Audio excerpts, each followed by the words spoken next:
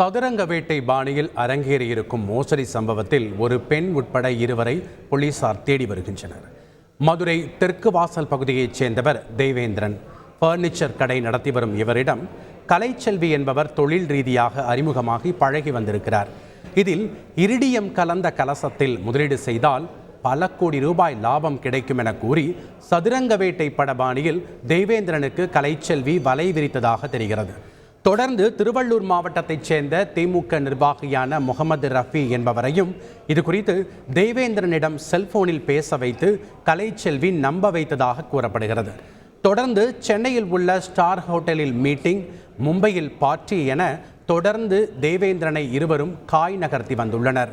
தொடர்ந்து புலித்தோல், சிறுத்தை நகம், வைரக்கல் போன்றவற்றை காட்டி ஆசையை தூண்டிய இருவரும் சுமார் 20 கோடி மதிப்பிலான இரிடிய கலசம் இருப்பதாக கூறி தேவேந்திரனிடமிருந்து 18 லட்சம் ரூபாய் வரை பணம் பெற்று மோசடி செய்ததாக குற்றம் சுமத்தப்பட்டுள்ளது.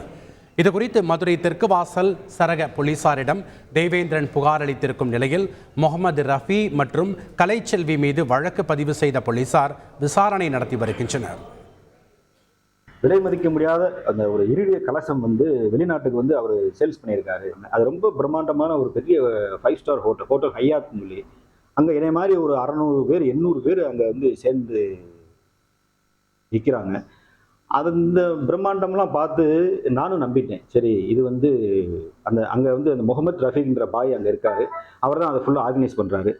எல்லா பேர்கிட்டையுமே இது சம்மந்தமான விவரங்கள் நிறையா பேசிட்டு 10 பேராக டாப் ஃப்ளோர் கூட்டு போய் எல்லா பேருக்கும் பயோமெட்ரிக் வைக்கிறாங்க. இன்னைக்கு குழுவார் சொல்கிறாங்க, ப்ரூஃப் யாருக்குமே ஒரு பேப்பர் கூட கொடுக்காம ஏமாத்துறதுனால நிறைய பேர் கம்ப்ளைண்ட் கொடுக்குறதுக்கு ரொம்ப தயங்குறாங்க, யோசிக்கிறாங்க.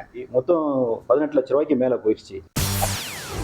செய்திகளை உடனுக்குடன் தெரிந்து கொள்ள உடனே சப்ஸ்கிரைப் பண்ணுங்க.